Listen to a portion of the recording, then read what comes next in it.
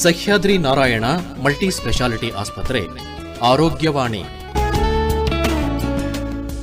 ಈ ಕಾರ್ಯಕ್ರಮದ ಪ್ರಾಯೋಜಕರು ಸಹ್ಯಾದ್ರಿ ನಾರಾಯಣ ಮಲ್ಟಿ ಸ್ಪೆಷಾಲಿಟಿ ಆಸ್ಪತ್ರೆ, ಶಿವಮೊಗ್ಗ. ಆತ್ಮೀಯ ಕೇಳುಗರೆ, ಸಹ್ಯಾದ್ರಿ ನಾರಾಯಣ ಮಲ್ಟಿ ಸ್ಪೆಷಾಲಿಟಿ ಆಸ್ಪತ್ರೆ ಶಿವಮೊಗ್ಗ ಇವರ ಪ್ರಾಯೋಜಿತ ಕಾರ್ಯಕ್ರಮ ಆರೋಗ್ಯವಾಣಿ. ಇಂದಿನ ವಿಷಯ ಮೂರ್ಛೆ ರೋಗ. ಕಾರ್ಯಕ್ರಮದಲ್ಲಿ ಈ ಕುರಿತು ಮಾತನಾಡಲಿದ್ದಾರೆ ಸಹ್ಯಾದ್ರಿ ನಾರಾಯಣ ಮಲ್ಟಿ ಸ್ಪೆಷಾಲಿಟಿ ಆಸ್ಪತ್ರೆಯ ನರರೋಗ ವಿಭಾಗದ ಮುಖ್ಯಸ್ಥರಾದಂತಹ ಡಾಕ್ಟರ್ ರೂಪಾ ಕೆಜಿ ಅವರು. ಮೇಡಮ್, ತಮಗೆ ಕಾರ್ಯಕ್ರಮಕ್ಕೆ ಸ್ವಾಗತ. ನಮಸ್ಕಾರ. ನಮಸ್ಕಾರ ಮೇಡಮ್, ಇಂದಿನ ವಿಷಯ ಮೂರ್ಛೆ ರೋಗ. ಪ್ರತಿ ವರ್ಷ ಫೆಬ್ರವರಿ 2ನೇ ವಾರದಂದು ಈ ಮೂರ್ಛೆ ರೋಗದ ದಿನವನ್ನು ಆಚರಿಸ್ತಾ ಇದ್ದಾರೆ. ಪ್ರಾರಂಭದಲ್ಲಿ ಈ ಮೂರ್ಛೆ ರೋಗದ ಕುರಿತಾಗಿ ತಾವು ಈ ಮೂರ್ಛೆ ರೋಗ ಅಂದರೆ ಏನು, ಅದರ ಒಂದು ವಿವರಣೆಯನ್ನು ಯಾವ ರೀತಿ ಹೇಳ್ತೀರಾ ಮೇಡಮ್? ಮೂರ್ಛೆ ರೋಗ ಅನ್ನೋದು ಒಂದು ಮೆದುಳಿನ ಕೋಶಕ್ಕೆ ಸಂಬಂಧಪಟ್ಟ ಕಾಯಿಲೆ, ಮೆದುಳಿನ ಕಾಯಿಲೆ ಇದು. ಸೊ ಈ ಮೆದುಳಿನ ಕೋಶದಲ್ಲಿ ಏನಾಗಿರುತ್ತೆ, ಒಂದು ಸ್ಪಾರ್ಕ್ ಬರುತ್ತೆ, ಶಾರ್ಟ್ ಸರ್ಕ್ಯೂಟ್ ಆಗುತ್ತೆ. ಸೊ ಈಗ ನಾವು ಎಲೆಕ್ಟ್ರಿಸಿಟಿನಲ್ಲಿ ಶಾರ್ಟ್ ಸರ್ಕ್ಯೂಟ್ ಆದಾಗ ಏನಾಗುತ್ತೋ ಅದೇ ರೀತಿ ಇಲ್ಲೂ ಕೂಡ ಏಕಾಏಕಿ ಒಂದು ಶಾರ್ಟ್ ಸರ್ಕ್ಯೂಟ್ ಆದಾಗ ದೇಹದಲ್ಲಿ ಆಗೋ ಲಕ್ಷಣಗಳಿಗೆ ನಾವು ಮೂರ್ಛೆ ರೋಗ ಅಂತ ಕರಿತೇವೆ. ಮತ್ತೆ ಈ ಮೂರ್ಛೆ ರೋಗ ಅಥವಾ ಎಪಿಲೆಪ್ಸಿ ಅನ್ನೋದು ಏನಂತ ಹೇಳಿದ್ರೆ ಪದೇ ಪದೇ ಬರ್ತಾ ಇದ್ರೆ ಅಥವಾ 2-3 ಬಾರಿ ಈ ತರ ಮೂರ್ಛೆ ರೋಗ ಲಕ್ಷಣ ಕಂಡು ಬಂದು ಅದು ಅನ್ಪ್ರೊವೋಕ್ಡ್ ಸೀಶರ್ಸ್. ಅನ್ಪ್ರೊವೋಕ್ಡ್ ಅಂದ್ರೆ ಕಾರಣ ಇಲ್ಲದೇನೆ 24 ಗಂಟೆ ಗ್ಯಾಪಲ್ಲಿ, 24 ಗಂಟೆ ಮೇಲಿನ ಗ್ಯಾಪಲ್ಲಿ 2-3 ಸರಿ ಪದೇ ಪದೇ ಬಂದಿದೆ ಅಂತ ಹೇಳಿದ್ರೆ ಅದನ್ನ ಎಪಿಲೆಪ್ಸಿ ಅಂತ ಕರಿತೇವೆ. ಅಥವಾ ಸಿಂಗಲ್ ಯಾವುದೋ ಒಂದು ಚಿಕ್ಕದಾಗ ಯಾವುದೋ ಒಂದು ಕಾರಣದಿಂದ ಒಂದೇ ಸರಿ ಈ ಲಕ್ಷಣ ಕಂಡು ಬಂದಾಗ ಅದನ್ನ ನಾವು ಸಿಂಪಲ್ ಸೀಶರ್ಸ್ ಅಂತ ಹೇಳ್ತೀವಿ. ಸೊ ಸೀಶರ್ ಅನ್ನೋದು ಬೇರೆ, ಎಪಿಲೆಪ್ಸಿ ಅನ್ನೋದೇ ಬೇರೆ. ಸೀಶರ್ ಅನ್ನೋದು ಯಾವಾಗಲೂ ಒಂದ್ಸರಿ ಬಂದು ಹೋಗ್ಬೋದು, ಯಾರಿಗಾರು ಬರ್ಬೋದು. ಅದು ಸುಮಾರು ನಾವು ಏನು ಹೇಳ್ತಾರೆ ಅಂದರೆ ಈಗ ಇಡೀ ಜೀವನದಲ್ಲಿ ಒಂದು 10% ಜನಕ್ಕೆ ಸೀಶರ್ ಬರೋ ಚಾನ್ಸಸ್ ಇರುತ್ತೆ. ಯಾವುದೋ ಒಂದು ಕಾರಣ ಆಗಿರ್ಬೋದು, ಒಂದು ಲವಣಾಂಶ ಕಡಿಮೆ ಆದಾಗ ಬಂದಿರಬಹುದು, ಅಥವಾ ಜ್ವರ ಜಾಸ್ತಿ ಆದಾಗ ಚಿಕ್ಕ ಮಗು ಇದ್ದಾಗ ಏನೋ ಬಂದಿರಬಹುದು. ಎಷ್ಟೋ ಕಾರಣದಿಂದ ಅದು ಸಿಂಪಲ್, ಅದು ತುಂಬ ಸಿಂಪಲ್ ಕಂಡೀಷನ್, ಅದ್ರ ಬಗ್ಗೆ ತುಂಬ ತಲೆ ಕೆಡಿಸ್ಕೊಳ್ಳೋ ಅವಶ್ಯಕತೆ ಇರಲ್ಲ. ಅದು ಸೀಶರ್ಸ್. ಎಪಿಲೆಪ್ಸಿ ಅನ್ನೋದು ಪದೇ ಪದೇ ಬರ್ತಾ ಇರುತ್ತೆ ಮತ್ತು ಅನ್ಪ್ರೊವೋಕ್ಡ್ ಸೀಶರ್ ಆಯ್ತು. ಇದಕ್ಕೆ ದೀರ್ಘಕಾಲ ಚಿಕಿತ್ಸೆ ಕೊಡಬೇಕು. ನಾವು ಹೇಳಿದಾಗೆ ಈಗ ಬ್ರೈನಲ್ಲಿ ಎಲೆಕ್ಟ್ರಿಕಲ್ ಆಕ್ಟಿವಿಟಿ ಅನ್ನೋದು ನಡೀತಾ ಇರುತ್ತೆ, ಸರಾಗವಾಗಿ ಒಂದು ಮ್ಯೂಸಿಕಲ್ ನೋಟ್ ಥರ ನಡ್ಕೊಂಡು ಹೋಗ್ತಾ ಇರುತ್ತೆ.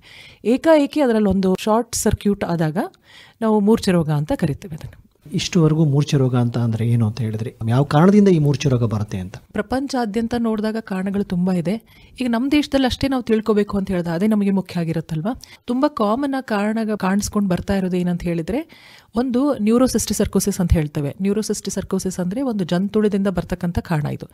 ಈ ಟೇಪ್ ವರ್ಮ್ ಇನ್ಫೆಕ್ಷನ್ಸ್, ಈ ಜಂತುಳ ಇರುತ್ತಲ್ವ, ಇದು ಎಲ್ಲಿರುತ್ತೆ, ಇದು ಹೇಗೆ ಬರುತ್ತೆ, ಮನುಷ್ಯನ ದೇಹ ಹೆಂಗೆ ಸೇರುತ್ತೆ, ಹೆಂಗೆ ಮೆದುಳಿಗೆ ಹೋಗುತ್ತೆ, ಅದ್ಯಾಕೆ ಮೂರ್ಛೆ ರೋಗ ಬರ್ಸುತ್ತೆ ಅಂತ ಹೇಳಿದ್ರೆ, ಈ ಸಣ್ಣ ಜಂತುಳ ಏನಿರುತ್ತೋ ಇದು ನಾವು ಗೆಡ್ಡೆ ಗೆಣಸು ಬೆಳಿತೀವಲ್ಲ, ಈ ಸೊಪ್ಪು ತರಕಾರಿ ಬೆಳಿತೀವಲ್ಲ, ಆ ರೂಟ್ಸ್ ಅಲ್ಲಿ, ಆ ಬೇರಲ್ಲಿ ಇರುತ್ತೆ ಒಂದು ಚಿಕ್ಕ ಮಣ್ಣಿಂದ ಚಿಕ್ಕ ಚಿಕ್ಕ ಮೊಟ್ಟೆಗಳಿರುತ್ತೆ. ಸೊ ಇದೇನಾಗುತ್ತೆ, ಅದು ಆಹಾರ ಪದಾರ್ಥನ ಸರಿಯಾಗಿ ತೊಳಿಲಿಲ್ಲ ಅಂತ ಹೇಳಿದ್ರೆ, ಸರಿಯಾಗಿ ಶುದ್ಧೀಕರಿಸಿಲ್ಲ ಅಂತ ಹೇಳಿದ್ರೆ, ಉಪ್ಪು ನೀರಲ್ಲಿ ಹಾಕಿ ಸರಿಯಾಗಿ ತರಕಾರಿಗಳನ್ನ ಬೇರೆಲ್ಲ ಕಟ್ ಮಾಡಿ ತೆಗೆದು ಅದನ್ನು ಉಪ್ಪು ನೀರಲ್ಲಿ ಹಾಕಿಟ್ಟು ತೊಳೆದು ಸರಿಯಾಗಿ ಬೇಯಿಸಬೇಕು. ಇಲ್ಲಾಂದ್ರೆ ಏನಾಗುತ್ತೆ, ಚಿಕ್ಕ ಚಿಕ್ಕ ಜಂತುಳಗಳೇನಿರುತ್ತೋ ಈ ಕರಿಬೇವು ಸೊಪ್ಪಿನಲ್ಲಿ, ಮೂಲಂಗಿಯಲ್ಲಿ, ಕ್ಯಾರೆಟ್ ಅಲ್ಲಿ ಹಂಗೆ ಸರಿಯಾಗಿ ತೊಳಿದೇ ತಿಂತಾರಲ್ವಾ.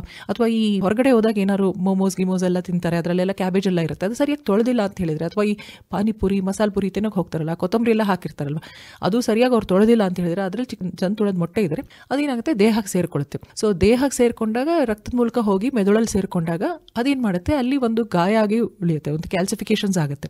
ಸೊ ಅದು ಮುಂದೊಂದು ದಿವಸ ಮೂರ್ಛೆ ರೋಗ ಆಗಿ ಪರಿಗಣಿಸುತ್ತೆ. ಯಾಕಂದ್ರೆ ಆ ಪೋರ್ಷನ್ ಮೆದುಳಿನ ಕೋಶ ಡ್ಯಾಮೇಜ್ ಮಾಡುತ್ತಲ್ವಾ. ಸೊ ಅಲ್ಲಿಂದ ಶಾರ್ಟ್ ಸರ್ಕ್ಯೂಟ್ ಆಗಿ ಮೂರ್ಛೆ ರೋಗ ಬರ್ಬೋದು, ಒಂದು ಕಾರಣ. ಸೊ ಇದು ಕಾಮನ್ ಕಾರಣ. ಇದು ನಾವು ಸುಮಾರು ಒಂದು 40-60% ನಮ್ಮ ದೇಶದಲ್ಲಿ ನೋಡ್ತಕ್ಕಂಥದ್ದು ತುಂಬಾ ಕಾಮನ್. ಚಿಕ್ಕ ಮಕ್ಕಳಲ್ಲಿ ನೋಡ್ತೀವಿ, ಯಾಕಂದ್ರೆ ಅವ್ರು ಕೈ ತೊಳೆದೇ ತಗೊಳ್ತಾ ಇರ್ತಾರೆ. ಅಥವಾ ಇವನ್ ನೀರಿಂದನೂ ಬರ್ಬೋದು, ಇದು ನೀರು ಶುದ್ಧವಾಗಿಲ್ಲ ಅಂತ ಹೇಳಿದ್ರೆ ನೀರ್ ಮೂಲಕ ಬರ್ಬೋದು. ಇನ್ನೊಂದು ಏನಂತ ಹೇಳಿದ್ರೆ, ಈ ಪೋರ್ಕ್ ತಿಂತಾರಲ್ವಾ, ಈ ಹಂದಿ ಮಾಂಸ ತಿನ್ನೋರಲ್ಲಿ, ಅವ್ರುಗಳು ಅದನ್ನ ಸರಿಯಾಗಿ ಬೇಯಿಸಿಲ್ಲ ಅಂತ ಹೇಳಿದಾಗ ಹಂದಿ ಮಾಂಸದಲ್ಲಿ ಇರ್ತಕ್ಕಂಥ ಒಂದು ಜಂತುಳ ಏನಿರುತ್ತೋ ಅದು ದೇಹದಲ್ಲಿ ಸೇರ್ಕೊಂಡು ಈ ತರ ಸೇಮ್ ಇದೇ ರೀತಿ ಲಕ್ಷಣ ಕಾಣಿಸ್ಬರ್ಬೋದು. ಮೂರ್ಛೆ ರೋಗ ಆಗೋದು ಮುಂದೊಂದು ದಿವಸ. ಒಂದು. ಎರಡನೇದು ಅಂತ ಹೇಳಿದ್ರೆ, ನೆಕ್ಸ್ಟ್ ಕಾರಣ ಏನಂದ್ರೆ ಸೆರೆಬ್ರಲ್ ಪಾಲ್ಸಿ. ನಮ್ಮ ದೇಶದಲ್ಲಿ ನೋಡೋದು ಚಿಕ್ಕ ಮಕ್ಕಳಲ್ಲಿ ಆಗುತ್ತೆ.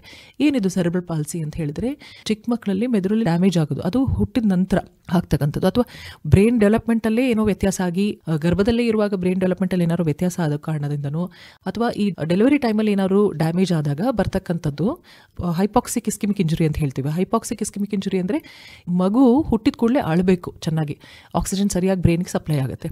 ಸೊ ಒಂದು ವೇಳೆ ಅಳೋದು ಲೇಟ್ ಆದರೆ ಆವಾಗ ಹೈಪಾಕ್ಸಿಯಾ ಎಷ್ಟೋ ಕಾರಣದಿಂದ ಇರ್ಬೋದು. ನೋಡಿರ್ಬೇಕಲ್ಲ ಮ್ಯೂಕೋನಿಯಮ್ ಆಸ್ಪಿರೇಷನ್ಸ್, ಅಂದರೆ ಕೇಳಿರ್ಬೇಕೆಲ್ಲೋ ಸಹಜವಾಗಿ ಮಾತಾಡ್ತಿರುವಾಗ ಮಗು ಹೊಟ್ಟೆಲೇನೋ ಮೋಷನ್ ಮಾಡ್ಕೊಂಡ್ಬಿಟ್ಟಿದೆ ಅಂತೆ, ಅದು ನುಂಗ್ಬಿಟ್ಟಿದೆ ಅಂತ ಏನೋ ಕೇಳಿರ್ತಿರಲ್ವ, ಅದನ್ನು ಮ್ಯೂಕೋನಿಯಮ್ ಆಸ್ಪಿರೇಷನ್ ಅಂತ ಹೇಳ್ತೀವಿ. ಅದೇನು ಮಾಡುತ್ತೆ, ಉಸಿರಾಟೋ ಜಾಗನ ಬ್ಲಾಕ್ ಮಾಡುತ್ತೆ, ಹೈಪಾಕ್ಸಿಯಾ ಆಗುತ್ತೆ ಡೆಲಿವರಿ ಟೈಮಲ್ಲಿ. ಸೊ ಒಂದು ಆ ಟೈಮಲ್ಲಿ ಏನಾಗುತ್ತೆ, ಆಕ್ಸಿಜನ್ ಡ್ಯಾಮೇಜ್ ಅವಾಗ ತುಂಬ ಮುಖ್ಯ ಆಗಿರುತ್ತೆ, ಆಕ್ಸಿಜನ್ ಸಪ್ಲೈ ತುಂಬ ಮುಖ್ಯ ಆಗಿರುತ್ತೆ. ಆಕ್ಸಿಜನ್ ಸಪ್ಲೈ ಸರಿಯಾಗಿ ಆಗದೆ ಇರುವಾಗ ಹೈಪಾಕ್ಸಿಕ್ ಇಂಜುರಿ ಆಗುತ್ತೆ ಬ್ರೈನ್ಗೆ, ಅದು ಮೂರ್ಛೆ ರೋಗ ಆಗಿ ಪರಿಗಣಿಸುತ್ತೆ ಮಗುವಲ್ಲಿ. ಸೆಕೆಂಡ್ ಏನಂತ ಹೇಳಿದ್ರೆ, ಒಂದು ಹೈಪೋಗ್ಲೈಸಿಮಿಯಾ ಆಗ್ತಕ್ಕಂಥದ್ದು. ಎಷ್ಟೋ ಮೂಢನಂಬಿಕೆ ಕಾರಣದಿಂದ ಏನಾಗುತ್ತೆ, ತಾಯಿ ಹಾಲು ಮಗುಗೆ ತುಂಬ ಮುಖ್ಯ ಹುಟ್ಟಿದ ಕೂಡಲೇ. ಅದರಲ್ಲಿ ಡಿಲೇ ಆಗ್ತಾ ಇದೆ ಅಂತ ಹೇಳಿದಾಗ ಬೇರೆ ಏನೋ ತೀರ್ಥ ಕುಡಿಸೋದು, ಅದು ಕುಡಿಸೋದು, ಇದು ಕುಡಿಸೋದು ಮಾಡಿ ಎಷ್ಟೋ ಸರಿ ಹಳ್ಳಿಗಳಲ್ಲಿ ನೋಡಿರ್ತೀವಿ ನಾವು, ಲೇಟ್ ಆಗಿರುತ್ತೆ. ಸೊ ಅವಾಗ ಲೇಟ್ ಆದಾಗ ಏನಾಗುತ್ತೆ, ಮಗುಗೆ ಗ್ಲೂಕೋಸ್ ಸಪ್ಲೈ ಕಡಿಮೆ ಆಗಿಬಿಟ್ಟಿರುತ್ತೆ. ಅದೆಲ್ಲ ಸರಿಯಾದ ಪೋಷಣೆ ತಾಯಿ ಹಾಲಲ್ಲಿ ಕರೆಕ್ಟ್ ಆಗಿರುತ್ತೆ ಅದು. ಸೊ ಇಲ್ಲಿ ಡಿಲೇ ಆಗಿರೋದ್ರಿಂದ, ಈ ಬ್ರೆಸ್ಟ್ ಫೀಡಿಂಗ್ ಡಿಲೇ ಆಗಿರೋದ್ರಿಂದ ಏನಾಗುತ್ತೆ, ಸೊ ಅಲ್ಲಿ ಹೈಪೋಗ್ಲೈಸಮಿಕ್ ಇಂಜುರಿ ಆಗುತ್ತೆ ಮೆದುಳಿಗೆ ಒಂದು. ಸೊ ಇನ್ನೊಂದು ಏನು ಹೇಳಿದರೆ ಕಾರ್ಟಿಕಲ್ ಡಿಸ್ಪ್ಲೇಸಿಯಾ ಅಂತ ಹೇಳ್ತೀವಿ, ಅಂದರೆ ಮೆದುಳಿನ ಬೆಳವಣಿಗೆ ಸರಿಯಾಗಿ ಆಗಿರಲ್ಲ, ಈ ಮೆದುಳಿನ ಕೋಶದ ಬೆಳವಣಿಗೆನೇ ಸರಿಯಾಗಿ ಆಗಿರಲ್ಲ ಹುಟ್ಟಿನಿಂದ. ಸೊ ಆ ಕಾರಣದಿಂದ ಆ ಭಾಗ ಯಾವುದರಲ್ಲಿ ಸರಿಯಾಗಿ ಡೆವಲಪ್ ಆಗಿರಲ್ಲ, ಅದು ಒಂದು ದಿವಸ ಅಲ್ಲಿಂದ ಸ್ಪಾರ್ಕ್ ಬಂದು ಮೂರ್ಛೆ ರೋಗ ಪರಿಗಣಿಸ್ಬೋದು ಮಕ್ಕಳಲ್ಲಿ. ಸೊ ಇದು ಒಂದು ಕಾರಣ. ಇನ್ನೊಂದು ಎಪಿಲೆಪ್ಟಿಕ್ ಸ್ಪಾಸಮ್ಸ್ ಅಂತ ಹೇಳ್ತೇವೆ. ಈ ಕಾರಣದಿಂದ ಎಪಿಲೆಪ್ಟಿಕ್ ಸ್ಪಾಸಮ್ ತುಂಬ ಕಾಮನ್ ಆಗಿ ನೋಡ್ತೀವಿ, ಇದು 2 ವರ್ಷದ ಕೆಳಗಿರೋ ಮಕ್ಕಳಲ್ಲಿ. ಮತ್ತು ಇದು ಏನಂತ ಹೇಳಿದರೆ, ಇದು ಒಂದು 6-7 ತಿಂಗಳಲ್ಲಿ ಕಾಮನ್ ಆಗಿ ನೋಡ್ತಕ್ಕಂಥದ್ದು. ಏನಿದು ಅಂತ ಹೇಳಿದ್ರೆ, ಎಷ್ಟೋ ಸರಿ ಇದು ಮಿಸ್ ಆಗುತ್ತೆ. ಮಗು ಏಕಾಏಕಿ ಮಲಗಿ ಎದ್ದು ಕೂಡಲೇ ಎರಡೂ ಕೈನ ಪೂರ್ತಿ ಹೊರಗಡೆ ಚಾಚೋದು, ಹಿಂಗೊಂದು ಜಟ್ಕ ಹೊಡೆಯೋ ಥರ ಹಿಂಗೆ ಒಂದು ಸ್ವಲ್ಪ ಹೊತ್ತು ಚಾಚ್ಕೊಂಡು ಆಮೇಲೆ ಬಿಡೋದು. ಸೊ ಎಪಿಲೆಪ್ಟಿಕ್ ಸ್ಪಾಸಮ್ಸ್ ಅಂತ ಹೇಳ್ತೀವಿ. ಸೊ ಇದೇನಾಗುತ್ತೆ, ಇದು ಎಷ್ಟು ಸರಿ ಇದನ್ನು ಮಿಸ್ ಮಾಡೋ ಚಾನ್ಸಸ್ ಇರುತ್ತೆ, ತಾಯಿ ಕೂಡ ಮಿಸ್ ಮಾಡ್ಬೋದು. ಸೊ ಇದೆಲ್ಲ ಸಹಜ ಅಂದ್ಕೊಂಡು ಸುಮ್ಮನೆ ಬಿದ್ದೆ. ಬಟ್ ಇದು ಪದೇ ಪದೇ ಆಗ್ತಿರುವಾಗ ಏನಾಗುತ್ತೆ, ಇದು ತುಂಬ ಹಾನಿಕಾರಕ. ಇದನ್ನು ಸರಿಯಾಗಿ ಪತ್ತೆ ಹಚ್ಚಿ ಟ್ರೀಟ್ಮೆಂಟ್ ಕೊಡಿಸ್ಬೇಕಾಗತ್ತೆ. ಇಲ್ಲಾದರೆ ಏನಾಗುತ್ತೆ, ಅದು ಪದೇ ಬಂದು ಹೋದಾಗ ಬ್ರೈನ್ ಡ್ಯಾಮೇಜ್ ಆಗಿ ಮೆದುಳಿನ ಡೆವಲಪ್ಮೆಂಟಲ್ ಪ್ರಾಬ್ಲಮ್ ಆಗುತ್ತೆ, ಒಂದು ಕಲಿಕೆಯಲ್ಲೂ ಪ್ರಾಬ್ಲಮ್ ಆಗ್ತಾ ಹೋಗುತ್ತೆ, ಮತ್ತು ಅದು ಎಷ್ಟೋ ಸಾರಿ ಮಾನಸಿಕವಾಗಿಯೂ ಡ್ಯಾಮೇಜ್ ಮಾಡ್ತಾ ಹೋಗುತ್ತೆ ಮುಂದೆ ಬೆಳೆಯೋ ಮಗುಗೆ. ಸೊ ಇದೊಂದು ಕಾರಣ. ಇನ್ನೊಂದು ಏನಂತ ಹೇಳಿದರೆ, ಹೆಡ್ ಇಂಜುರಿ. ನಮ್ಮ ದೇಶದಲ್ಲಿ ಯಾಕೆ ಹೆಡ್ ಇಂಜುರಿ ನೋಡ್ತಿರಲ್ವ, ಯಾವುದು ರೋಡ್ ಟ್ರಾಫಿಕ್ ರೂಲ್ಸ್ನ ಸರಿಯಾಗಿ ಫಾಲೋ ಮಾಡೋದಿಲ್ಲ, ಹೆಲ್ಮೆಟ್ ಹಾಕೊಳ್ಳೋದಿಲ್ಲ, ಸ್ಪೀಡಾಗಿ ಓಡಿಸ್ತಾ ಇರ್ತಾರೆ, ನಿಯಂತ್ರಣನೇ ಇರೋದಿಲ್ಲ, ವೇಗ ಮಿತಿನೇ ಇರೋದಿಲ್ಲ ಅವ್ರಿಗೆ. ಸೊ ಇಂಥ ಟೈಮಲ್ಲಿ ಏನಾಗುತ್ತೆ, ಅವ್ರಿಗೆ ಬ್ರೈನ್ ಡ್ಯಾಮೇಜ್ ಆದಾಗ, ಹೆಡ್ ಇಂಜುರಿ ಆದಾಗ, ಎಲ್ಲಿ ಯಾವ ಭಾಗದಲ್ಲಿ ಇಂಜುರಿ, ಮೆದುಳಿನ ತುಂಬ ಸೂಕ್ಷ್ಮ ಅಲ್ವಾ ಮೆದುಳಿನ ಬ್ರೈನ್ ಪ್ಯಾರೆನ್ಕಮ್, ಅಲ್ಲಿ ಡ್ಯಾಮೇಜ್ ಆದಾಗ ಅಲ್ಲಿಂದ ಮತ್ತೆ ಮೂರ್ಛೆ ರೋಗ ಮುಂದಕ್ಕೆ ಬರ್ತಾ ಹೋಗ್ಬೋದು. ಸೊ ಅದಕ್ಕೆ ಇದನ್ನು ಪ್ರಿವೆಂಟ್ ಮಾಡೋದು ಹೆಂಗೆ ಅಂದರೆ, ಹೆಲ್ಮೆಟ್ ಹಾಕೊಳ್ಳೋದು, ರೋಡ್ ರೂಲ್ಸ್ ಫಾಲೋ ಮಾಡ್ಕೊಳ್ಳೋದು, ಇದೆಲ್ಲ ಮಾಡೋದ್ರಿಂದ ಹೆಡ್ ಇಂಜುರಿಯಿಂದ ಆಗ್ತಕ್ಕಂಥದ್ದು ನಾವು ಕಡಿಮೆ ಮಾಡ್ಬೋದು. 4ನೇದು ಅಂದರೆ, ಈ ಇಳಿ ವಯಸ್ಸಲ್ಲಿ ಬರ್ತಕ್ಕಂಥದ್ದು, ಈ ಕಾಮನ್ ಆಗಿ ನಾವು ನೋಡೋದಂದ್ರೆ ಸ್ಟ್ರೋಕ್ ಕಾರಣ. ಪಾರ್ಶ್ವವಾಯು ಹೇಗೆ ಮೂರ್ಛೆ ರೋಗ ಬರ್ಸತ್ತೆ ಅಂತ ಹೇಳಿದ್ರೆ, ಈ ಪಾರ್ಶ್ವವಾಯು ಆದಾಗ, ಪಾರ್ಶ್ವವಾಯು 2 ಥರದಿದೆ, ಒಂದು ಕ್ಲಾಟಿಂದ ಆಗ್ತಕ್ಕಂಥದ್ದು, ಒಂದು ರಕ್ತಸ್ರಾವದಿಂದ ಆಗ್ತಕ್ಕಂಥದ್ದು. ಎಲ್ಲೇ ಆಗಲಿ ಇದು ಮೆದುಳಲ್ಲಿ ಆಗುತ್ತಲ್ವಾ. ಸೊ ಈ ಮೆದುಳಿನ ರಕ್ತನಾಳ ಬ್ಲಾಕ್ ಆದಾಗ ಕೆಲವೊಂದು ಆ ಪೋರ್ಷನಲ್ಲಿ ರಕ್ತ ಸಂಚಲನೆ ಕಡಿಮೆಯಾಗಿ ಬರ್ತಕ್ಕಂಥದ್ದೊಂದು. ಇನ್ನೊಂದು, ಆ ರಕ್ತನಾಳನೇ ಹೊಡ್ಕೊಂಡಾಗ ಅಲ್ಲಿ ರಕ್ತಸ್ರಾವ ಆಗಿ ಮೆದುಳಿನ ಡ್ಯಾಮೇಜ್ ಆದಾಗ ಬರ್ತಕ್ಕಂಥದ್ದು. ಈ ಸ್ಟ್ರೋಕ್ ಆಗಿರೋರಿಗೆ, ಹಿಂದೆ ಯಾವಾಗೋ ಸ್ಟ್ರೋಕ್ ಆಗಿರೋರಿಗೆ ಆ ಭಾಗ ಮೆದುಳಿನ ಮತ್ತೆ ಡ್ಯಾಮೇಜ್ ಆಗಿರುತ್ತೆ. ಸೊ ಆ ಡ್ಯಾಮೇಜ್ ಪೋರ್ಷನ್ ಏನಿರುತ್ತೋ ಅಲ್ಲಿಂದ ಮೂರ್ಛೆ ರೋಗ ಸ್ಪಾರ್ಕ್ ಬಂದು ಮೂರ್ಛೆ ರೋಗ ಆಗ್ಬೋದು ಮುಂದಕ್ಕೆ. ಇದ್ರ ಜೊತೆಗೆ ಮತ್ತಿನ್ಯಾವ ಕಾರಣಗಳನ್ನು ನಾವು ಈ ಮೂರ್ಛೆ ರೋಗದಲ್ಲಿ ಕಾಣ್ಬೋದು ಮೇಡಮ್? ಸೊ ಇಷ್ಟೆಲ್ಲ ಅಲ್ಲದೆ ಇನ್ನೂ ಏನು ಕಾರಣಗಳಿದೆ ಅಂದರೆ, ಇನ್ಫೆಕ್ಷನ್ಸ್ ಅನ್ನೋದು ಕಾಮನ್ ಆಗಿ ನೋಡ್ತೀವಿ. ಅಂದರೆ ನಂಜು, ಮೆದುಳಿನ ನಂಜು ಹೇಗಾಗುತ್ತೆ, ಟ್ಯೂಬರ್ಕ್ಲೋಸಿಸಿಂದ ಆಗುತ್ತೆ, ಯಾವುದು ಎಷ್ಟೋ ವೈರಲ್ ಇನ್ಫೆಕ್ಷನ್ಸಿಂದ ಆಗುತ್ತೆ, ಎಷ್ಟೋ ಬೇರೆ ಕಾರಣದಲ್ಲಿ. HIV ಪೇಷಂಟ್ಸಲ್ಲಿ ಕಾಮನ್ ಆಗಿ ನೋಡ್ತಾ ಇರ್ತೀವಿ, TB ಆಗೋದು ಅಥವಾ ಬೇರೆ ಆಪರ್ಚುನಿಸ್ಟಿಕ್ ಇನ್ಫೆಕ್ಷನ್ಸ್ ಆಗೋದು. ಇನ್ನೊಂದು ಏನಂದರೆ ಟ್ಯೂಮರ್ ಗಡ್ಡೆಯಿಂದ ಬರ್ತಕ್ಕಂಥದ್ದು, ಇದು ಒಂದು ಕಾರಣ ಆಗಿದೆ ಮೂರ್ಛೆ ರೋಗ ಬರೋದಕ್ಕೆ. ಇನ್ನು ಸಿಂಪಲ್ ಆಗಿ ಕಾಮನ್ ಆಗಿ ಕಾಣಿಸ್ತಕ್ಕಂಥದ್ದು ಅಂದರೆ ಮೆಟಬಾಲಿಕ್ ಕಾಸಸ್, ಅಂದರೆ ಲವಣಾಂಶ ವ್ಯತ್ಯಾಸದಿಂದ ಬರ್ತಕ್ಕಂಥದ್ದು. ಈ ಲವಣಾಂಶ ಅಂದರೆ ಈ ಕ್ಯಾಲ್ಸಿಯಂ, ಮೆಗ್ನೀಷಿಯಂ, ಫಾಸ್ಫರಸ್ ಆಗಲಿ, ಈ ಸೋಡಿಯಂ, ಪೊಟ್ಯಾಷಿಯಂ, ಎಲೆಕ್ಟ್ರೋಲೈಟ್ಸ್ ಆಗಲಿ, ಇದೆಲ್ಲ ಸರಿಯಾದ ಪೋರ್ಷನ್ ಇಲ್ಲ, ಇದರಲ್ಲಿ ಏನಾದ್ರು ಅಸ್ತವ್ಯಸ್ತ ಆದರೆ ಇದಕ್ಕೊಂದು ಈ ಕಾರಣ ಟ್ರೀಟ್ಮೆಂಟ್ ಕೊಟ್ಬಿಟ್ರೆ ಅದು ಸರಿ ಹೋಗ್ಬಿಡುತ್ತೆ. ಅಂದರೆ ಇದು ಟ್ರೀಟಬಲ್ ಕಾಸ್, ಇದು ಟ್ರೀಟಬಲ್ ಕಾಸ್. ಈವನ್ ಫೀವರಿಂದ ಬರ್ತಕ್ಕಂಥದ್ದು, ಜ್ವರದಿಂದ ಬರ್ತಕ್ಕಂಥದ್ದು ಟ್ರೀಟಬಲ್ ಕಾಸ್ ಆಗಿರುತ್ತೆ. ಇದನ್ನು ಸರಿಯಾದ ಚಿಕಿತ್ಸೆ ಕೊಟ್ಬಿಟ್ರೆ ಮತ್ತೆ ಬರಲ್ಲ. ಮೇಡಮ್, ತಾವು ಕಾರಣಗಳ ಜೊತೆಯಲ್ಲಿ ಹೇಳಬೇಕಾದ್ರೆ ಶುಚಿತ್ವದ ಕಡೆ ಹೆಚ್ಚು ಗಮನ ಕೊಡಬೇಕು ಅಂತ ಹೇಳಿದ್ರಿ. ಮತ್ತು ಚಿಕ್ಕ ಮಕ್ಕಳ ಆರೈಕೆ, ಅಂದರೆ ತಾಯಿಯಿಂದನೇ ಗರ್ಭದಲ್ಲಿ ಮಗುನ ಚೆನ್ನಾಗಿ ಆರೈಕೆ ಮಾಡಿಕೊಂಡ್ರೆ ಮಕ್ಕಳಲ್ಲಿ ಬರ್ತಕ್ಕಂಥದ್ದು ಕಡಿಮೆ ಮಾಡ್ಬೋದು ಅಂತ ಹೇಳಿದ್ರಿ. ಮತ್ತು ಹೆಡ್ ಇಂಜುರಿ ಅಂದರೆ ನಾವು ರಸ್ತೆ ಸಂಚಾರದಲ್ಲಿ ತುಂಬ ಮುನ್ನೆಚ್ಚರಿಕೆ ಕ್ರಮಗಳನ್ನು ತಗೋಬೇಕು ಅನ್ನೋದ್ರ ಜೊತೆಗೆ ತಾವು ಈ ಒಂದು ಮೂರ್ಛೆ ರೋಗದ ಲಕ್ಷಣಗಳ ಕುರಿತಾಗಿ ತಾವು ಏನು ಹೇಳಕ್ಕೆ ಇಷ್ಟಪಡ್ತೀರಾ ಮೇಡಮ್?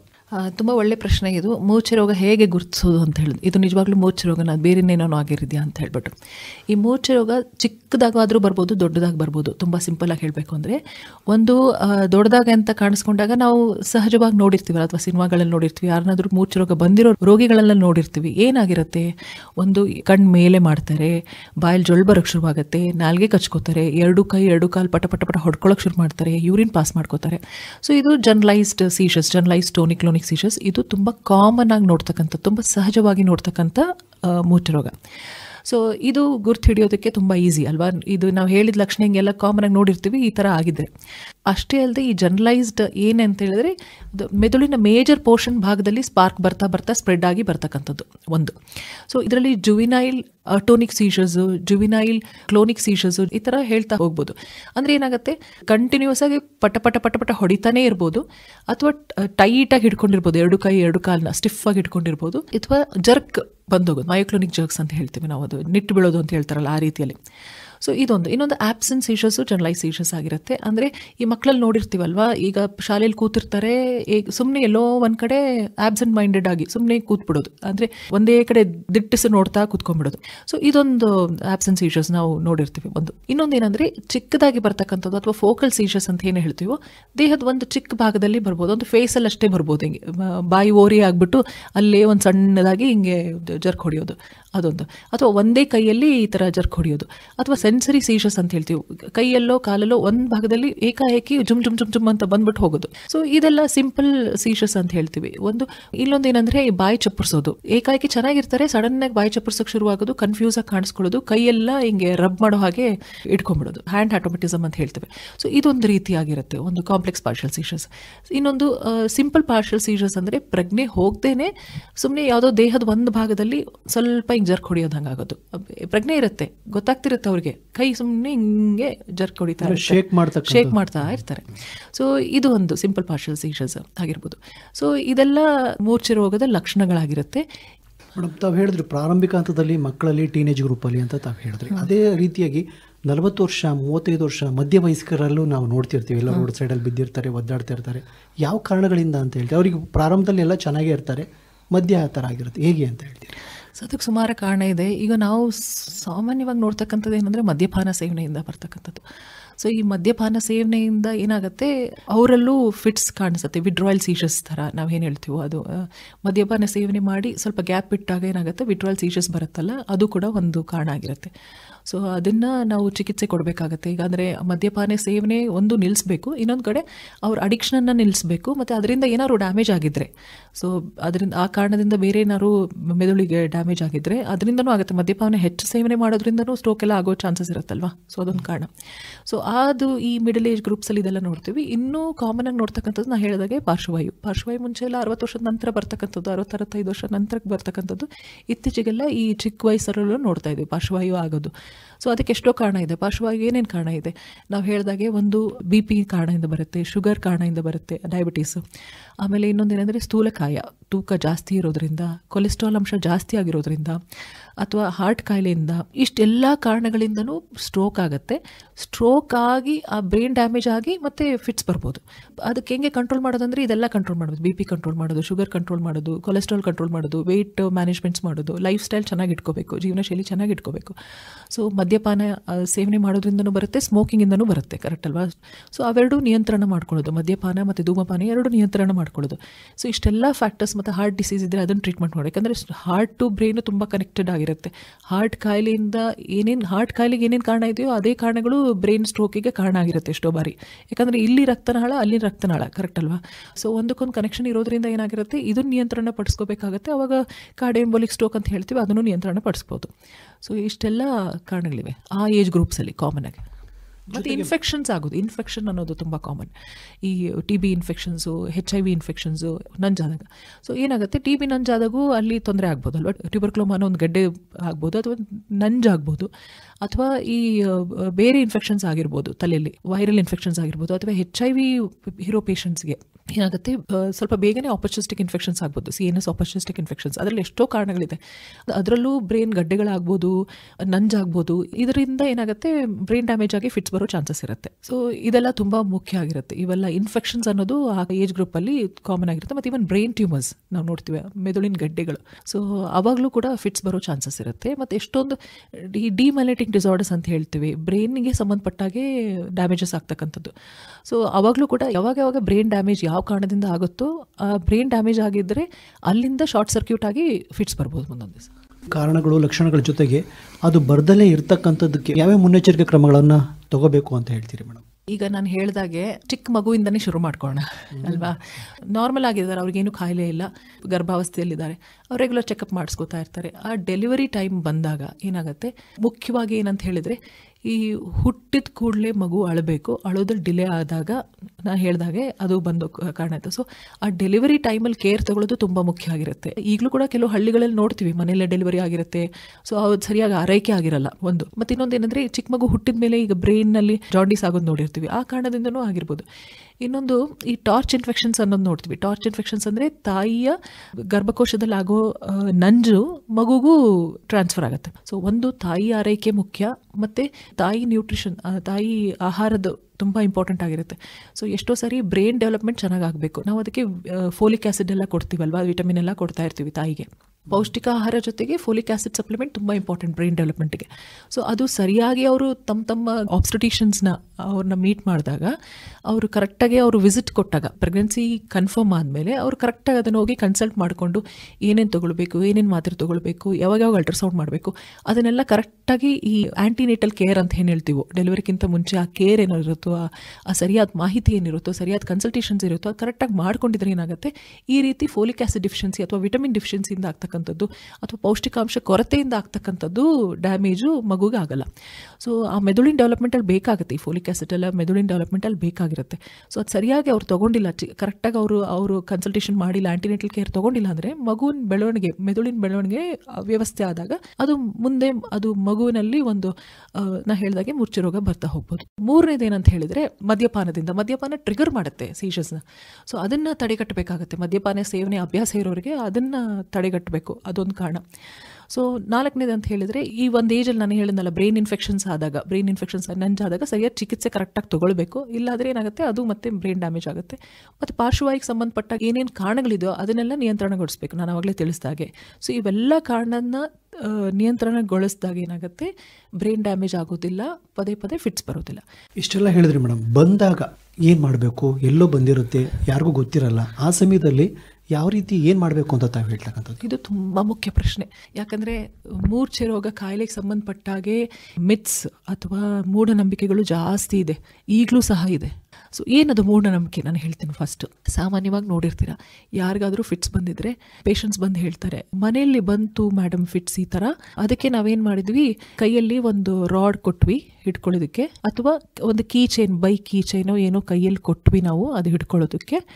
ಆಮೇಲೆ ಏನು ಮಾಡಿದ್ವಿ, ಹಲ್ಲು ತುಂಬ ಕಚ್ಕೋತಾ ಇದ್ರು, ಎಲ್ಲಿ ನಾಲ್ಗೆ ತುಂಬ ಕಚ್ಕೊಂಡು ಇದು ಮಾಡ್ಕೊಂಡ್ಬಿಡ್ತಾರೋ ಅಂತ ಹೇಳ್ಬಿಟ್ಟು ನಾವು ಮನೇಲಿರೋ ಸ್ಪೂನ್ನ ತೊಗೊಂಡು ಅದನ್ನು ಹಾಕಿ ಅದನ್ನು ಸೇವ್ ಮಾಡೋದಕ್ಕೆ ಪ್ರಯತ್ನ ಪಟ್ವಿ. ನಾವು ಅದನ್ನು ಹಲ್ಲು ಕಚ್ಕೋಬಾರ್ದು ಅನ್ನೋದು, ಅಥವಾ ಆ ಟೈಮಲ್ಲಿ ನೀರು ಕುಡಿಸೋದಕ್ಕೆ ಪ್ರಯತ್ನ ಪಟ್ವಿ, ಅಥವಾ ಆ ಟೈಮಲ್ಲಿ ಏನೋ ಮಾತ್ರೆ ಕೊಡೋದಕ್ಕೆ ಪ್ರಯತ್ನ ಪಟ್ವಿ.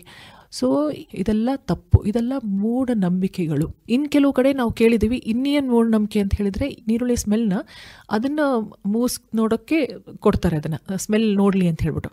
ಇದು ಮೂಢನಂಬಿಕೆ ಒಂದು. ಇನ್ನೂ ಎಕ್ಸ್ಟ್ರೀಮ್ಸ್ ಅಂದರೆ ಏನಂದರೆ, ಶೂ ಸ್ಮೆಲ್ ನೋಡೋದಕ್ಕೆ ಬಿಡ್ತಾರೆ ಆ ಮೂರ್ಛೆ ರೋಗ ಬರ್ತಿರೋರಿಗೆ.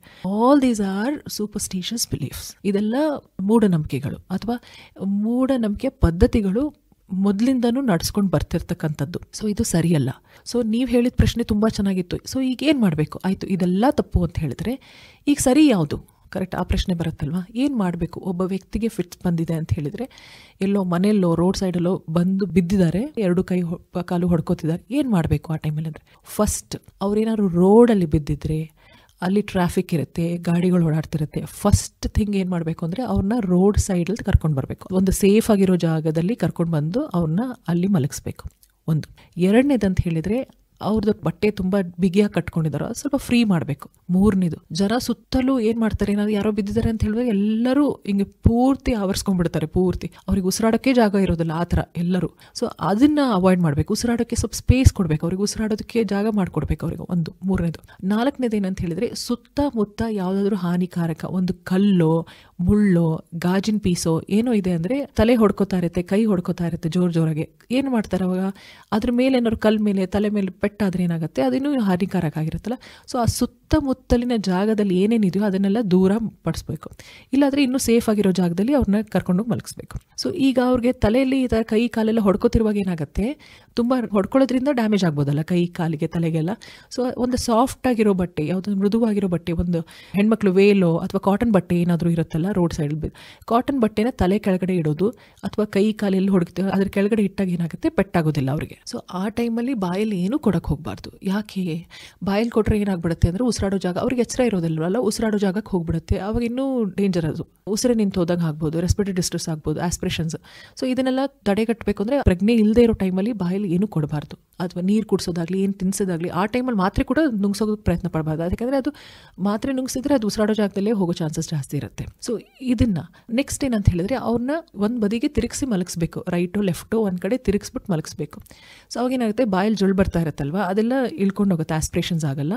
ಮತ್ತು ಅದನ್ನು ಕೈ ಕಾಲು ಹೊಡಿತಿದ್ದಾರೆ ಅಂತ ಹೇಳಿದ್ರೆ ಕೆಲವರು ಫೋರ್ಸಬಲಿ ಅವ್ರ ಮೇಲೆ ಕೂತ್ಕೊಂಡು ಅದನ್ನು ಬಿಗಿಯಾಗಿ ಹಿಡಿದು ತಡೆಗಟ್ಟೋಕೆ ಟ್ರೈ ಮಾಡ್ತಾರೆ. ಅದೇನು ಮಾಡೋಕೆ ಹೋಗ್ಬಾರ್ದು. ಅದು ತನ್ನ ಪಾಡಿಗೆ ತಾನು ಬರುತ್ತೆ, ಒಂದು ಕಡೆ ಮಗ್ಲು ಮಾಡಿ ಮಲಗಿಸ್ಬಿಟ್ರೆ ಏನಾಗುತ್ತೆ, ತನ್ನ ಪಾಡಿಗೆ ತಾನು 2-3 ನಿಮಿಷ ಬಂದು ಅದು ನಿಂತ್ಬಿಡುತ್ತೆ. ಅವಾಗ ಬೇರೆ ಇನ್ನೇನು ಮಾಡೋಕೆ ಹೋಗ್ಬಾರ್ದು. 2-3 ನಿಮಿಷ ಬಂದಾದ್ಮೇಲೆ ಅದು ತಾನೇ ಕಡಿಮೆ ಆಗುತ್ತೆ. ಆವಾಗ ಆಸ್ಪತ್ರೆಗೆ ಕರ್ಕೊಂಡು ಹೋಗ್ಬೇಕು. ಇನ್ನೊಂದು ಸರಿ ಏನಾಗಿರುತ್ತೆ ಅಂತ ಹೇಳಿದ್ರೆ, ಈಗ ಮನೆಯಲ್ಲೇ ಬಂದಿರುತ್ತೆ, ಇದೇ ರೀತಿ ಅವ್ರಿಗೂ ಕೂಡ ಹಂಗೆ ಮಾಡಬೇಕು. ಬಟ್ ಒಂದು ವೇಳೆ 5 ನಿಮಿಷಕ್ಕಿಂತ ಜಾಸ್ತಿ ಫಿಟ್ಸ್ ಇದು ಕಂಟಿನ್ಯೂ ಆಗ್ತಾ ಇದೆ, ಕಡಿಮೆ ಆಗ್ತಾನೇ ಇಲ್ಲ, ಇದು ಕಂಟಿನ್ಯೂಸ್ ಹೊಡ್ಕೋತಾನೇ ಇದ್ದಾರೆ, ಅವರು ನಿಲ್ತಾನೇ ಇಲ್ಲ, ಅಥವಾ ದೇಹ ಎಲ್ಲ ನೀಲಿ ಆಗ್ತಾ ಇದೆ, ಅಥವಾ ಅವ್ರಿಗೆ ಉಸಿರಾಡಕ್ಕೆ ಏನೋ ವಿಪರೀತವಾಗಿ ಸಮಸ್ಯೆ ಕಾಣಿಸ್ತಿದೆ ಅಂತ ಹೇಳಿದಾಗ ಇಮಿಡಿಯೇಟಾಗಿ ಅವ್ರನ್ನ ಆಸ್ಪತ್ರೆಗೆ ತುರ್ತು ಈ ಎಮರ್ಜೆನ್ಸಿನಲ್ಲಿ ಶಿಫ್ಟ್ ಮಾಡ್ಕೋಬೇಕಾಗುತ್ತೆ. ಇದು ತುಂಬ ಇಂಪಾರ್ಟೆಂಟ್ ಆಗಿರೋ ವಿಚಾರ. ಆದರೆ ಈ ಒಂದು ಮೂರ್ಛೆ ರೋಗನ ಯಾಕೆ ನಾವೆಲ್ಲ ತಿಳ್ಕೊಬೇಕು ಅಂತ ತಾವು ಹೇಳ್ತಕ್ಕಂಥದ್ದು? ಯಾಕೆ ತಿಳ್ಕೊಬೇಕು ಅಂದರೆ ನಾನು ಈಗಲಾಗಲೇ ಹೇಳಿದಾಗೆ ಅದು ಬರ್ಡನ್. ಈಗ ಸುಮಾರು 1,000 ಜನದಲ್ಲಿ 3-11 ಜನಕ್ಕೆ ಫಿಟ್ಸ್ ಬರ್ಬೋದು, ಇಷ್ಟು ಚಾನ್ಸಸ್ ಜಾಸ್ತಿ ಇದೆ. ಸೊ ಇದು ಬರ್ಡನ್ನೇ ಅಲ್ವಾ. ಮತ್ತು ಎಪಿಲೆಪ್ಸಿ ನಾನು ಹೇಳಿದೆ 1% ಇದೆ ಈಗ. ಸೊ ಎಷ್ಟೊಂದು 80 ಮಿಲಿಯನ್ ಪ್ರಪಂಚಾದ್ಯಂತ, ಈಗ ನಮ್ಮ ದೇಶದಲ್ಲೂ ತುಂಬ ಜಾಸ್ತಿ ಆಗ್ತಾ ಇದೆ. ಈಗ ಒಂದಲ್ಲ ಒಂದು ಕಾರಣದಿಂದ ಜಾಸ್ತಿ ಆಗ್ತಾ ಇದೆ ಬರ್ಡನ್. ಫಸ್ಟ್. ಸೆಕೆಂಡ್ ಯಾಕೆ ತಿಳ್ಕೊಬೇಕು ಅಂತ ಹೇಳಿದರೆ ಇದ್ರ ಬಗ್ಗೆ ಜಾಗೃತಿ ಇಲ್ಲದೆ ಇರೋದು, 2 ನಾನು ಹೇಳಿದ್ನಲ್ಲ ಅದು. ಥರ್ಡ್ ಏನಂದರೆ ಇದ್ರ ಬಗ್ಗೆ ಹೆಚ್ಚಾಗಿ ನಾವು ನೋಡ್ದಿರೋದಂದರೆ ಮೂಢನಂಬಿಕೆಗಳಲ್ಲಿ ಜಾಸ್ತಿ. 4ನೇದು ಏನಂತ ಹೇಳಿದರೆ ಈ ಆಕ್ಸೆಸಿಬಿಲಿಟಿ ಕಡಿಮೆ ಇದೆ. ಈಗ ಪತ್ತೆ ಹಚ್ಚೋದು ಒಂದು ಅಂತ ಹೇಳಿದ್ರೆ ಮೂರ್ಛೆ ರೋಗನ ಅಲ್ವಾ ಅಂತ ನಾನು ಹೇಳಿದಾಗ ಈ ಲಕ್ಷಣನೇ ಗೊತ್ತಿರೋಲ್ಲ, ಎಷ್ಟು ಸರಿಯಾಗಿ ಪತ್ತೆ ಹಚ್ಚದೇ ಇರೋ ಹಾಗ ಅಥವಾ ಇದ್ರ ಲಕ್ಷಣಗಳು ಸರಿಯಾಗಿ ಗುರ್ತಿಲ್ದೆ ಹೋಗದೆ ಇರುವಾಗ ಏನಾಗುತ್ತೆ, ಅದು ಮನೆಯಲ್ಲೇ ಉಳ್ಕೊಂಡ್ಬಿಡ್ತಾರೆ. ಈ ಥರ ಬಂದು ಫಿಟ್ಸ್ ಬಂದು ಅವಾಗ ಏನಾಗುತ್ತೆ, ಬ್ರೈನ್ ಡ್ಯಾಮೇಜ್ ಆಗೋ ಚಾನ್ಸಸ್ ಇರುತ್ತೆ, ಅವರಿಗೆ ಹಾನಿಕಾರಕ. ಅದು ಒಂದು ಕಾರಣಕ್ಕೆ ನಾವು ತುಂಬ ಹೆಚ್ಚಿನ ಪ್ರಮಾಣದಲ್ಲಿ ತಿಳ್ಕೋಬೇಕು. ಇನ್ನೊಂದು ಏನಂತ ಹೇಳಿದ್ರೆ ಎಷ್ಟೋ ಜನ ಗೊತ್ತಿಲ್ಲ ಇದಕ್ಕೆ ಚಿಕಿತ್ಸೆ ಇದೆ ಅಂತ. 75-80% ಅಲ್ಲಿ ಬರೀ ಮಾತ್ರೆಯಿಂದನೇ ಇದು ಸಂಪೂರ್ಣವಾಗಿ ಗುಣಪಡಿಸ್ಬೋದು. ಇನ್ನೊಂದೇನಂದರೆ ಈ ಅವರು ಮದುವೆ ಮಾಡ್ಕೊಳ್ಬಾರ್ದು, ಮಕ್ಕಳು ಮಾಡ್ಕೊಳ್ಬಾರ್ದು, ಇಲ್ಲಾಂದರೆ ಮಗುಗೂ ಬಂದ್ಬಿಡ್ಬೋದು, ಇಷ್ಟೆಲ್ಲ ಮೂಢನಂಬಿಕೆಗಳಿದೆ. ಆ ಥರ ಏನೂ ಇಲ್ಲ. ಫಿಟ್ಸ್ ಕಾಯಿಲೆ ಅನ್ನೋದು ಸಿಂಪಲ್ ಹೆಡ್ಏಕ್ ಹೇಗಿರುತ್ತೋ ಅದೇ ರೀತಿ ಇದು ಕೂಡ. ಸರಿಯಾದ ಮಾಹಿತಿ ಪಡ್ಕೊಳ್ಳೋದು ತುಂಬ ಮುಖ್ಯ ಆಗಿರುತ್ತೆ. ಅವರು ಮದುವೆ ಮಾಡ್ಕೊಳ್ಬೋದು, ಪ್ಲಸ್ ಅವ್ರಿಗೆ ನಾರ್ಮಲ್ ಆಗಿ ಗರ್ಭಿಣಿಯರು ಆಗ್ಬೋದು, ನಾರ್ಮಲ್ ಮಗು ಕೂಡ ಅವ್ರಿಗೆ ಜನ್ಮ ಕೊಡ್ಬೋದು. ಇಂತಹ ಸಂದರ್ಭದಲ್ಲಿ ಗರ್ಭಿಣಿ ಸ್ತ್ರೀಯರಿಗೆ ಕೊಡ್ಬೋದಾದಂತಹ ವಿಶೇಷ ಸೂಚನೆಗಳು ಯಾವ್ಯಾವುದು ಅಂತ ಹೇಳ್ತೀರಿ ಮೇಡಮ್? ಪ್ರೆಗ್ನೆನ್ಸಿ ಪ್ಲ್ಯಾನ್ ಮಾಡೋಕ್ಕಿಂತ ಮುಂಚೆನೇ ಬಂದು ತಮ್ಮ ವೈದ್ಯರನ್ನು ಅವ್ರು ಸಂಪರ್ಕಿಸಿದಾಗ ಏನಾಗುತ್ತೆ, ನಮಗೆ ಇನ್ಸ್ಟ್ರಕ್ಷನ್ಸ್ ಕೊಡ್ಬೋದು. Fine, you are planning pregnancy, ನಾವು ನೆಕ್ಸ್ಟ್ ಏನೇನು ಮಾಡಬೇಕು ಅಂತ ಹೇಳಿದ್ರೆ ನಾವು ಒಂದು ಫೋಲಿಕ್ ಆ್ಯಸಿಡ್ ಸಪ್ಲಿಮೆಂಟ್ಸ್ ಕೊಡ್ತೀವಿ, ಮೆದುಳಿನ ಬೆಳವಣಿಗೆ ಚೆನ್ನಾಗಾಗಲಿ ಅಂತ. ಅವ್ರು ಮುಂಚೆ ಏನು ತೊಗೊಳ್ತಿದ್ರು ಫಿಟ್ಸ್ ಮಾತ್ರೆನ ಅದರಲ್ಲಿ ಬದಲಾವಣೆ ಮಾಡ್ತೀವಿ. ಯಾಕಂದರೆ ಕೆಲವೊಂದು ಫಿಟ್ಸ್ ಮಾತ್ರೆಯಿಂದ ಟೆರೋಟೋಜೆನಿಕ್ ಆಗಿರುತ್ತೆ, ಅಂದರೆ ಮಗುವಿಗೆ ಹಾನಿಕಾರಕ ಆಗಿರುತ್ತೆ. ಸೊ ಅದು ಪ್ರೆಗ್ನೆನ್ಸಿ ಟೈಮಲ್ಲಿ ಕೊಡಬಾರ್ದು. ಸೊ ಅವಾಗ ಏನು ಮಾಡ್ತೀವಿ, ಅವ್ರು ಪ್ರೆಗ್ನೆನ್ಸಿ ಪ್ಲಾನ್ ಮಾಡ್ತಿದ್ದಾರೆ ಅಂದೇ ಮುಂಚೆನೇ ನಾವು ಅದು ಬದಲಾವಣೆ ಮಾಡ್ಕೊಟ್ಬಿಡ್ಬೋದು, ಅವರಿಗೆ ಸೇಫ್ ಆಗಿರೋ ಮಾತ್ರೆಗಳನ್ನ ಕೊಟ್ಬಿಡ್ಬೋದು ಆ ಹೆಣ್ಮಕ್ಳಿಗೆ. ಇನ್ನೊಂದೇನಂತ ಹೇಳಿದ್ರೆ ಕೆಲವೊಂದು ಪ್ರೆಗ್ನೆನ್ಸಿ ಆದಮೇಲೆ ಕೆಲವೊಂದು ವಿಶೇಷವಾಗಿ ಅಲ್ಟ್ರಾಸೌಂಡ್ ಮಾಡಿಸ್ಬೇಕಾಗುತ್ತೆ. 16 ವೀಕ್ಸ್, 20 ವೀಕ್ಸ್, 22 ವೀಕ್ಸ್ ನಾವು ಸ್ವಲ್ಪ ಹೆಚ್ಚಿನ ಪ್ರಮಾಣದಲ್ಲಿ ಅಲ್ಟ್ರಾಸೌಂಡ್ ಸ್ಕ್ಯಾನ್ ಮಾಡಿಸ್ಬೇಕಾಗತ್ತೆ.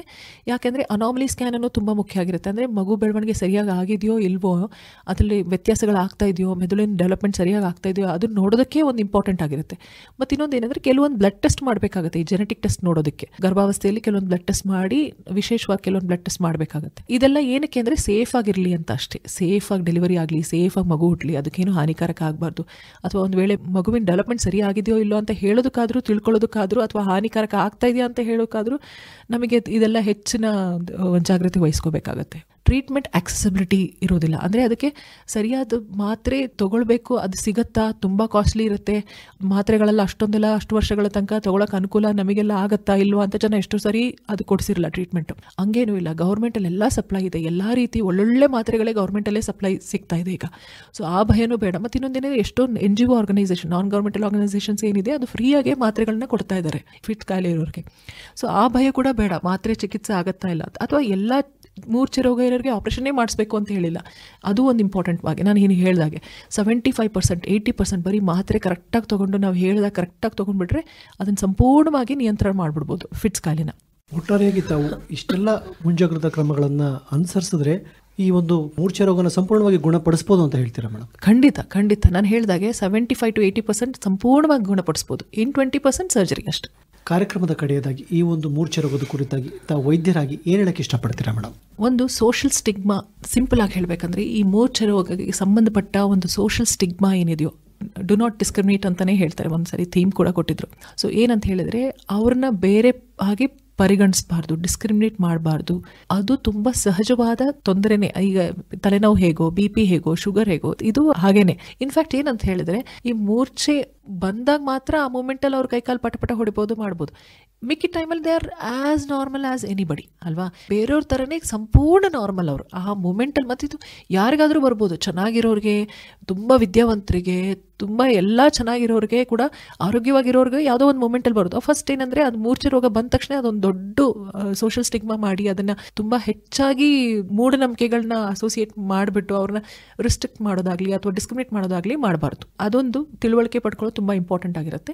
ಸೆಕೆಂಡ್ ಅಂತ ಹೇಳಿದ್ರೆ ನಾನು ಹೇಳಿದಾಗೆ ಇದಕ್ಕೆ ಚಿಕಿತ್ಸೆ ಇದೆ. 75 to 80% ನಾನು ಹೇಳಿದಾಗೆ 75% 80% ಕರೆಕ್ಟಾಗಿ ಅವರಿಗೆ ಟ್ರೀಟ್ಮೆಂಟ್ ಕೊಡಿಸ್ಬಿಟ್ರೆ ಸಂಪೂರ್ಣ ವಾಸಿ ಆಗುತ್ತೆ, ಸಂಪೂರ್ಣವಾಗಿ ನಾರ್ಮಲ್ ಆಗುತ್ತೆ.